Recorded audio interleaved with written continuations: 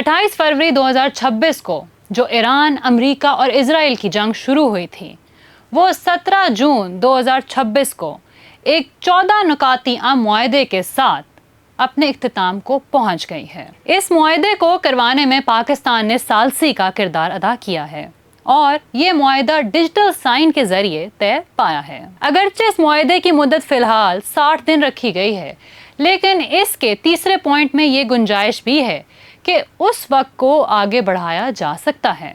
इस मुआहदे की पहली शर्त यह है कि दोनों तरफ के लोग तमाम महाजों पर जंगी कार्रवाइयों को फौरन और हमेशा के लिए रोक देंगे और इसमें लेबनान को भी शामिल किया गया है। जी व्यूअर्स, मेरा नाम है मिनाहिल शेख और मैं आपको यहाँ पे बताती चलूँ कि कहानी में आता है एक ट्विस्ट। वो ट्विस्ट ये है कि मुआहदे पर दस्तखत होते साथ ही इजराइल ने जनूबी लेबनान पर हमले शुरू कर दिए, जिसमें अब तक 16 लोगों के मारे जाने की तस्दीक हो चुकी है। इस पर ईरान के सरबराह बाकिर कालिबाफ ने सख्त वार्निंग दी है कि अगर दूसरी तरफ से वादा शिकनी की गई या हद से ज़्यादा मुतालबात सामने आए तो ईरान ऐसा तबाहकुन जवाब देगा कि याद रखेंगे।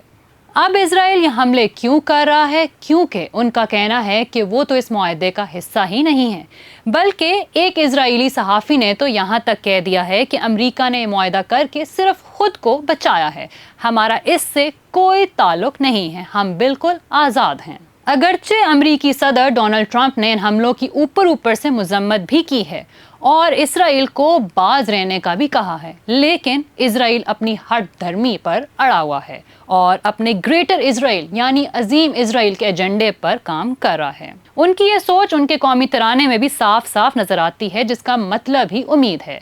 इस तराने में वो यरूशलेम और सेहून की मुकद्दस पहाड़ी के लिए पुरुमीद हैं और कहते हैं कि 2000 साल पुरानी आज़ाद रियासत के लिए हम हर वक्त तैयार रहेंगे। अब यहाँ पर एक अहम बात समझने की ये है कि सहूनियों की एक इंतहा पसंद सोच है, जिसका हज़रत मूसा अलैहिस्सलाम की शरीयत से कोई ताल्लुक नहीं है, क्योंकि असल यहूदी तालीमात के मुताबिक तो अलग मुल्क बनाया ही नहीं जा सकता और ना ही फौज रखी जा सकती है।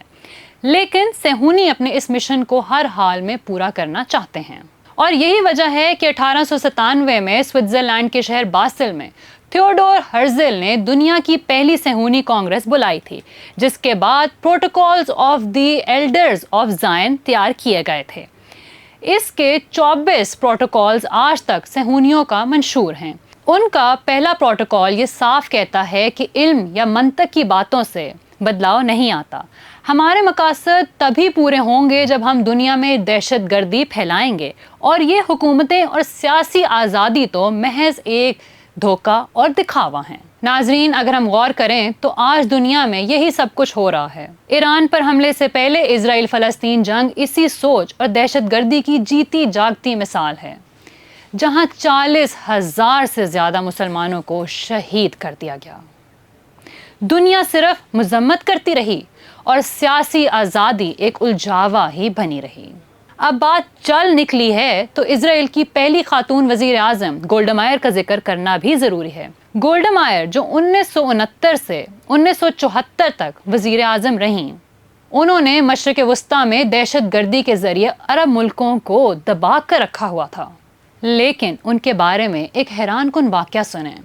जब वो ओहदे से हटीं तो एक सहाफ़ी ने उनसे पूछा कि आपने इतनी बड़ी फ़ौज क्यों बनाई, ये जंगें क्यों लड़ी? तो गोल्डा मायर ने जवाब दिया कि जब मैंने इस्लामी तारीख पढ़ी तो उसमें एक वाक़या देखा कि जब रसूल अल्लाह सल्लल्लाहु अलैहि वसल्लम इस दुनिया से रुखसत हुए तो घर में खाने को कुछ नहीं था, लेकिन दीवार पर 9 तलवारें लटक रही थीं। बस उसी वाक़े ने मुझे हौसला दिया और मैंने फ़ौज बनाने का फ़ैसला किया, क्योंकि मैं समझ गई थी कि अपने दिफा के लिए ताकत का होना सबसे ज़रूरी है। और इसी सोच के तहत नेतन्याहू, जो कि एक इंतहा पसंद सेहूनी वज़ीर आज़म हैं, अमेरिका की मदद से 28 फरवरी 2026 को ईरान पर उन्होंने हमला किया, जिसमें ईरान के supreme leader Syed Ali Khamenei शहीद हो गए। लेकिन उसके बावजूद ईरानी कौम और क़यादत सेहूनियों के सामने डटी रही और आखिरकार ईरानी कौम की इस साबित कदमी की वजह से 17 जून को पाकिस्तान की कोशिशों से ये अमन मुआहदा तय पाया। مگر افسوس یہ ہے کہ اسرائیل اتنی بڑی بات کو سائڈ پر رکھ کر لبنان پر حملے کرتا رہا اور اپنے ہدف سے پیچھے ہٹنے کو تیار نہیں۔ صہیونیوں کا ماننا ہے کہ حکومتیں اور صدور تو آتے جاتے رہتے ہیں، لیکن اسٹیبلشمنٹ کا نظریہ کبھی نہیں بدلتا، اور امریکہ بھی اگر اسرائیل کے ساتھ کھڑا ہے تو اس میں اس کا اپنا ہی فائدہ ہے، کیونکہ اسرائیل امریکہ کے لیے مڈل ایسٹ اور ایشیا کا گیٹ وے یعنی ایک اہم راستہ ہے۔ اب سب سے بڑا سوال یہ ہے کہ بے شک حزب اللہ کے ساتھ اسرائیل نے 19 جون 2026 کو معاہدہ طے کر لیا ہے، لیکن اسرائیل کب تک اپنی فطرت سے باز رہے گا؟ کیا ایران اور اسرائیل کی جنگ دوبارہ شروع ہو سکتی ہے؟ ایسے میں اس معاہدے کی کیا حیثیت رہ جائے گی جو کہ امریکہ اور ایران کے درمیان ہے؟ کیا امریکہ ایک بار پھر سے اپنے دوست اسرائیل کے ساتھ کھڑا ہو جائے گا؟ یہ تو اب آنے والا وقت ہی بتائے گا، لیکن آپ کو کیا لگتا ہے؟ کیا یہ امن قائم رہ پائے گا یا دنیا ایک اور بڑی جنگ کی طرف جا رہی ہے؟ اپنی قیمتی رائے ہمیں نیچے کامنٹ سیکشن میں ضرور بتائیے گا۔ اللہ حافظ۔